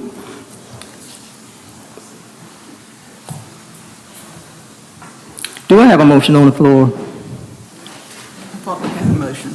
We already have a motion on the floor. Is it still stands, county attorney? Unless Mr. Craddock wants to remove his motion, I mean. To do what? The motion's already been voted on. The motion's already been voted on. It's already been put in place. It's already been put in place. Everything that was motioned by Mr. Craddock and motioned by Mr. Freeman has been put in place. And Mr. Breed is still coming. The election starts tomorrow. We know that. And we will make sure Ms. Clytia Riddick gets with the office of the sheriff, and I'm quite sure that if she gives him her schedule when you're going to be out there after hours when because the sun going down earlier than that, we know that. And I know you have some long hours to pull, long days too, starting tomorrow, starting tonight, really. We know that, Ms. Riddick. Now, including in that motion, was it also to approve the funds that were requested? No, it was not. Because we had not heard from Reed Thomas. It all was predicated on Reed Thomas. And whether you agree with it or not, that's the procedure we have.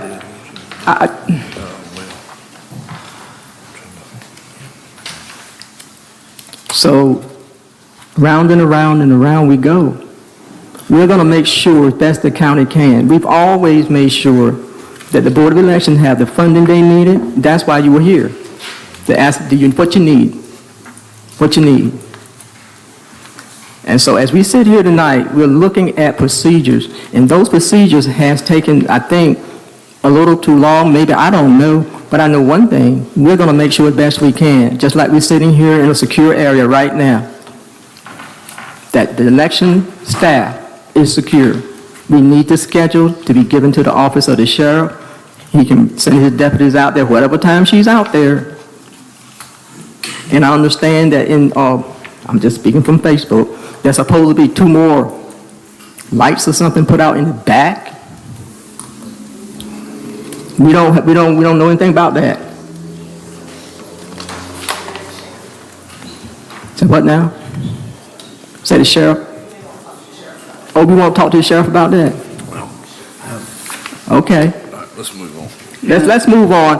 We have beat this horse, and we're gonna do what we can. Mr. You call me tomorrow. Excuse me? Can you call me tomorrow? It's something I need to address now. Okay, go ahead. With all due respect. Hold on. What you say? No, I was talking to Linda. Oh. In that motion that Commissioner Craddock made in this writing here, it says that the budget amendment will be amended accordingly for the safety and security of the building. Dependent on Mr. Reed Thomas. It's all dependent on Mr. Reed Thomas. When he comes, he hasn't seen I think he's seen all of this. We're not going to keep going back and forth and try to reinterpret what we're doing here. No, ma'am.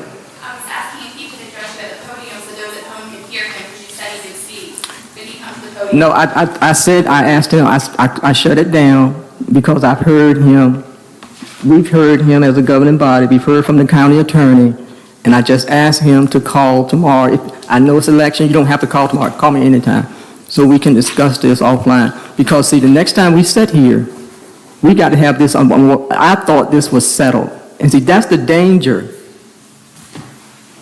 of having, I know, let's stop.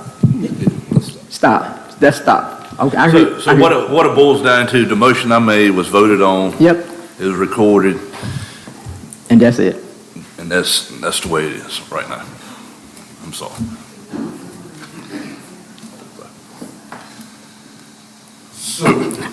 No. Next item. There are rules to, with a heated debate. The chair has the right to preside when there's a heated debate, and it sounds like to me that there is a heated debate. And regarding decorum in a debate, and rules of preliminary procedures are final and cannot be appealed by the membership. A motion has already been set in place, which makes it legal. It's legal. That's what's taking place right now. And the chair has the authority to shut down the debate. And I have shut down the debate to your chagrin. I know. Once again, that chair's doing chair business. I'm sorry. I don't apologize. I'm just trying to get people to understand this is a business meeting, and everything we do from the time I gavel in to the time I gavel out, it's legal, it's in the minutes, it's on YouTube, and it can be brought back. So that's why I'm trying to do it procedurally. Thank you, Madam Clerk, for clearing that up. Thank you, County Manager. That's why the county, no. Jolitha, shut it down. No other question? I can't ask any other question.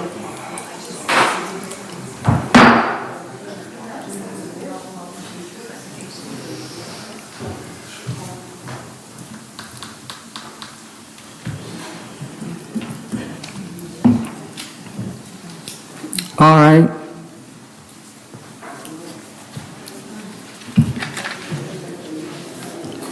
Commissioner's comments.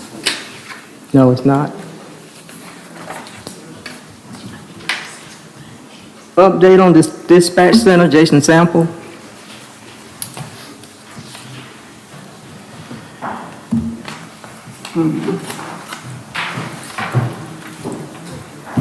Good evening. I just got a couple of notes that I typed over the last couple of days just to give y'all an update on the 911 center and the peer review that was done back in August. As of June 30th, 2021, there was $142,000 remaining in the fund balance, plus the upcoming allocation of $153,000, totaling $295,280. This amount was to cover any eligible operating costs, trainings, and capital purchases. As of June 30th, 2022, the entire allocation had been spent, plus $128,600 spent out of the fund balance. This left a balance of $13,400 to be carried over into the fiscal year of 2023.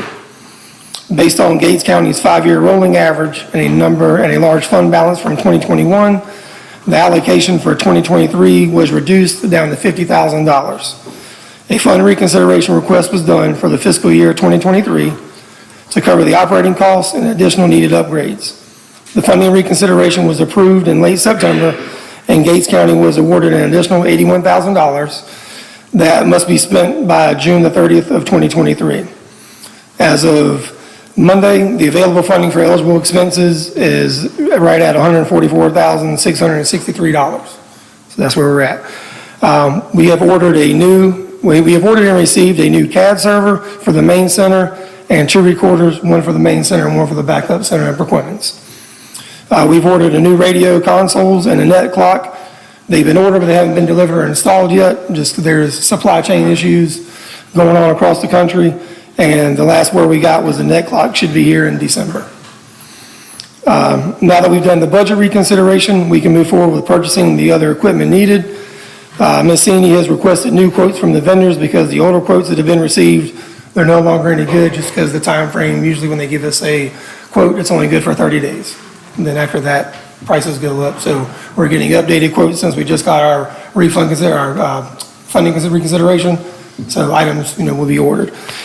Things that still need to be ordered is the furniture, which to include desks, tables, cabinets, the 24/7 communicator chairs, the dispatch chairs that are approved to be in there, 4 headset adapters, and then a backup server that will be installed in the equipment center. So that's where we're at right now when it comes to equipment in the center. And what we've ordered has already come in and installed. What's been ordered isn't here yet, and what we still need to order. That report you just gave, I need you to put it in an appropriate format and give it to the county attorney. And the reason I'm asking for that, put it in the minutes, that we have already submitted this year's budget for 911 to the sheriff office. We've already submitted the organization chart and job descriptions to the sheriff office. We've already delivered the latest peer assessment, I think that's what it's called, to the sheriff. Peer review assessment to the sheriff office. I want him to have that submitted to the county attorney. The county attorney will submit it to the sheriff office. The county attorney is working on the resolution or the documentation to transfer 911 to the office of the sheriff. We are giving him all the information, all the tools, all the documents he needs, as well as I think he has access to administrative code, statutes, and everything that deals with 911. We'll give him everything he needs so he can do a comprehensive plan with his staff and his external advisors so that the plan he puts in place for 911 for Gates County is built on what we already have and even more so that he will be successful. I heard the comment that he heard comments from dispatchers and whoever that we're driving it in the ground so we can blame him. Again, that's not true. If that was true, we would not be trying to help by giving him everything that we have on hand so he can have a comparison and do a plan from what is to what he needs, and it's justified and documented. Because when you send things up to the state board and ask for funding or ask for equipment, it has to be justified. So we're not holding anything back from the office of the sheriff. We're trying to do it as legally expedient, comprehensive as we can. Okay? Ordering equipment, it's a very time-consuming process because, again, things have to be approved.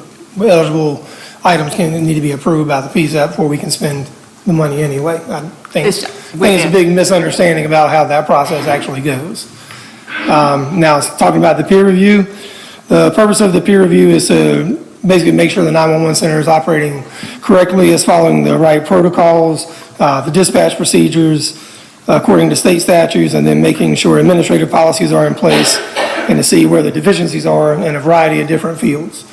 Now, the peer review we got back, there are some, a few deficiencies, some kind of overlap each other, but most of them are minor. Some of the things that we did that came up as a deficiency was things that we didn't even have any idea about. I think the last one was done 3 or 4 years ago because of COVID. We were supposed to get them done every 2 years, so there's been a little gap in there since the last peer review was done.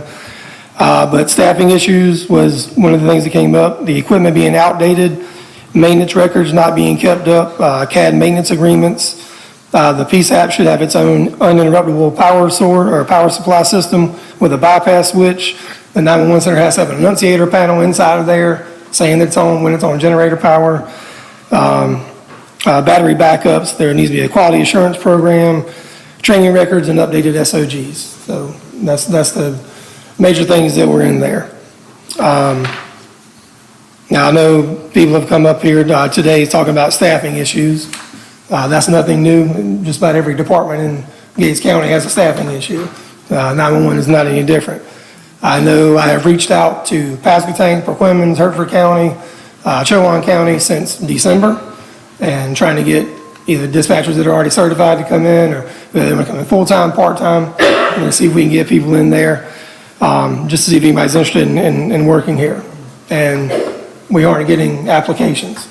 And why aren't we getting applications is basically Gates County right now is and if I say something wrong, then y'all tell me to stop. But Gates County right now is the laughing stock of the state. I go to trainings and I go to conferences throughout the year.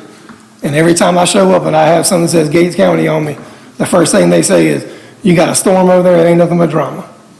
What is going on? And they watch these meetings, they watch what goes on in the meetings, and then after that, they go on Facebook. And they see comments that are being made, and it's, nothing but negativity. You got a fire chief that comes up there as a moderator, talks, negative comments. You have dispatchers that work here that say nothing but negative comments on the stuff. So why do people want to work here if all they see is negative comments all the time? It's hard to get people to apply anyway. Plus, you want to qualify people to work here, and they're not applying. And to address one of the comments earlier, there was one point in time that I did say we need to hold off on hiring anybody because I didn't know what was going to go on with the 911 center. If I hired somebody and they got, started working and it went to the sheriff and he didn't like them, he decided to terminate them after being here 2 weeks, I wouldn't want to be that employee. So there was a point in time that I did say we may need to hold up on this and see what's going to happen with the 911 center first because I didn't know what the outcome was going to be. Moving forward now, whatever happens to the 911 center, that's what happens. But I'm not going to stop, hiring people at this point in time. If it becomes his, then he can do what he wants to at that point in time. And then talking about turning the 911 center over to the sheriff's office, there are people that sit on this board, and there's dispatchers that work there right now that I know for a fact for the last 5 months have been working very diligently to get the 911 center from underneath me to the sheriff's office. Because every time a phone call was made, the PSAP people called me and let me know what was said, who called, and what questions were being asked. So I'm doing everything I can do to possibly get that center up and running and updated because things aren't being updated. I don't demand loyalty. I demand accountability. That's all I require. You do your job, and I'm going to hold you accountable just like I'm being held accountable. That's what I have to say about it. And that's where we're at. Like I said, I gave you the 911 update about the money, and I've given you the information about the peer review, and then I wanted to address a couple things that I heard tonight. So that's all, and I apologize. Madam Chair, I have a question. Commissioner Freeman? When you presented to us that you had purchased some things, or at least put into orders, what dates were they? Can you give us the dates of the orders for the chairs and the table and the other items? I don't have the dates. I know with the server and recorder were ordered in the last fiscal year. The consulates for the backup center and the radio consoles and the net clocks have been ordered. We can get that from the finance officer. Can So we it get had that? been recent. If you've ordered them, just get the dates that you ordered them from whoever you ordered them from, and put them in that packet, and get the packet, like I said, to the attorney, but also give us a copy of the updated report to all the commissioners around this table, because this is the governing body. Don't give them to one, give them to everybody. We want the dates, according to Commissioner Freeman. So write that down. Go ahead. Plus, also, I'd like to have the date and the time when you were requested to buy the chairs to replace the chairs that we were allegedly told that we stole. The 2 chairs that morning came from Office Max. They came from, Yeah, I bought those with. with he has my all of credit that. card. But was there a purchase request for that? Let me speak to that. Let's lay this to bed once and for all. I received a call that 2 commissioners had taken 2 chairs from the meeting space of the governing board and taken them over to, what is it, the dispatch office of 911. No, yes. Okay? That was not authorized to do that. What do I mean? In this building, you can take furniture from one office to the next, take your desk and put it over there to the window, do whatever. But any relocation of furniture purchased for a specific space is under the authority or the responsibility of the county manager. I'm looking at the county attorney. Now, when that was done, we did not know whether we had a meeting in here, because we're not the only one who need this space. We're not the one to use it. There were 2 chairs missing. Just gone, over there somewhere. That's what I was told. I immediately called Jason Sample, who is the director, and let him know.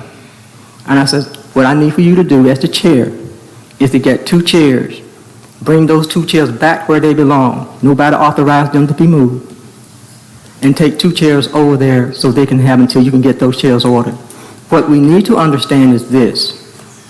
We do not, as the governing body, we do not micromanage day to day. We're not supposed to. And just because I'm sitting in this chair as commissioner, this chair doesn't belong to me. It belongs to the county. So when I heard about it, I immediately resolved it, again, trying to be proactive to keep everything down, because it was done as a stunt to cause trouble and chaos. So I had them brought back. Asked Mr. Sample to go and purchase 2 chairs, or whatever he purchased, and he was reimbursed. Very well. How did the community find out about it before 0900 in the morning? I don't know. I do. I don't know. So, I do. I don't know. Go I got a ahead. question. Console, what kind of console did you purchase? It was in the Motorola contract. The model, okay. Yeah. And we also have one extra one that was received from a FEMA grant or a different grant that's at the EOC right now, which is not part of that. That was, all the emergency managers got one. Okay. But we haven't purchased the table. No, the funding that was there at the time, a recorder and the CAD server were more important than the desk. So that, they took priority over the desk. So if something like that happens, which we're in much dire need of a desk. Oh, yeah. And we have looked at the desk that we're at the backup center in the EOC, but they're not going to be very compatible for going in there without having to drill through tables and get a welder in there and all that, and it's easier just to get new desks, which that's the first thing on this requisition or the next purchase. But would that be, I'm just asking, would that be something we could take out of the fund balance until we? Well, we are in the middle of an audit right now. That's due, I think, is it the end of October? The workstations are eligible items. Right, So yeah, I know but they're I'm not eligible. sure how, like, if the county bought them, I'm not sure what happens with that money that's allocated for that. Because you have to get approval from From the anything. PSAP to order those, yes. Before. And I They wanted have to to see- authorize you to use the money for that. Yeah, and I'm not sure what the percentage is that they cover. They may be 100%. I'd have to ask Heather because she's talked more with Angie about that than I have. It's not just a simple say, I want this, and you put it in the order and they send it. You got to No. get it approved by the state. Yes. That's what I'm saying. It's a very drawn-out process. They've changed it once the PSAP started allocating certain funds for certain items. So you're asking about the fund balance? Yeah, so I was just wondering, all right, we know, all right, we've been talking about this for almost a year now. Tables, chairs. We've been talking about table, chair, I want to use your phrase. Yep. We've been kicking this can down the road. We're waiting on E911, we're waiting on supply chain issues. I understand. I understand. Can't we do something to fix it? Well, it's things, but if we spend our money, then they will not reimburse us. And now we do have the reconsideration. Yeah, right now we have 100. That was, and it's unfortunate that it took as long as it took to get that answer to the state. Now we have that, so we know Yes. exactly what state dollars and what local dollars. Right now we have $144,663. I understand. And- We got money, and we've had money in fund balance that we could have spent to do. No, we had $13,400 Not your fund balance. up until the. I'm talking about Oh, Gates the general, County's okay, fund okay. balance, because it's Gates County's equipment, it's Gates County employees, we got to look after them. They serve the citizens' public health and safety for Gates County. We've been talking about it for a year. I'm not fussing at you, I'm just talking. We're kicking the can down the road. How long it take this office furniture to come in? I'm not being funny, I'm asking. I did not have any supply chain issues. Some of the luck. I've not had any And I supply- shopped it, and none of that is specialized equipment. That table is a mechanical specialized piece of equipment. We just want to know the answer to the question. And it doesn't, it took approximately a little over a week, I think, from purchase to delivery. So if we had ordered it last January, February, it would be here by now probably, when we first started talking about it. All right, is the desk more important than a recorder and CAD service? Hey, we're not talking about, we're talking about the fund balance. We're not talking about your fund balance and we're talking about the money that we have to spend. You understand what I'm saying? I understand clearly what you're trying to say. You understand clearly what I'm trying to say. We've been talking about it for a year. I'm tired of talking about it. Madam Chair, I'd like to make a motion to terminate Tim Wilson, County Manager, for insubordination for the lack of performing his duties immediately. I'll second that motion. Been talking about it for a year. I'll second that motion. I'll call the vote.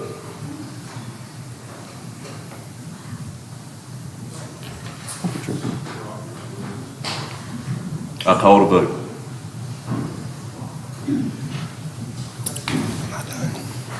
Am I done? You stay quiet, Jason. You can go sit down. I mean, can I go sit down? Yes, Okay. please. Madam Clerk? Well, what I've caught from Mr. Craddock is a motion to terminate Tim Wilson for insubordination. Can you finish the rest of that sentence? I got it written down if you'd like. Okay. Madam Chair, I would like to make the motion to terminate Mr. Tim Wilson as County Manager for insubordination and the lack of performing his duties immediately. And define insubordination for the clerk. Define insubordination. We've talked about it in I don't know how many meetings. I agree with you. County Attorney.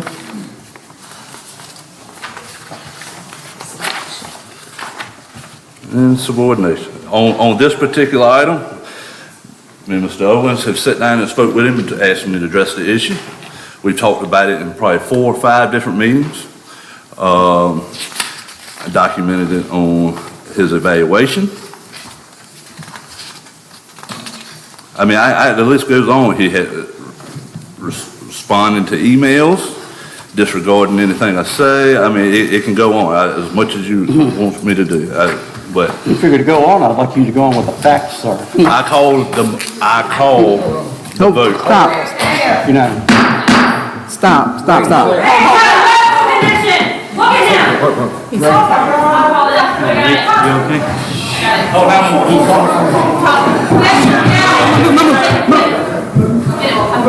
Everybody else, get on the ground now. Everybody be seated. Move forward, one, you.